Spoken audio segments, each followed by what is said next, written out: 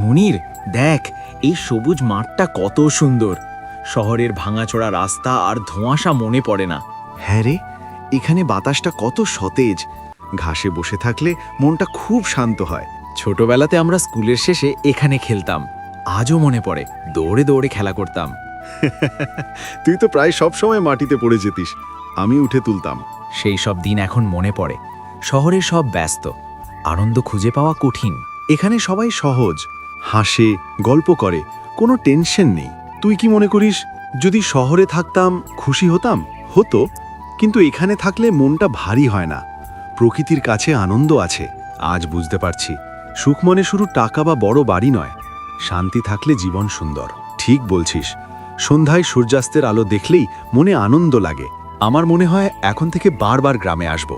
মাঠে বসে গল্প করা সব থেকে ভালো। চল কিছুক্ষণ আরও বসি, কথা শেষ হলেও প্রকৃতির আনন্দ চলতেই থাকবে।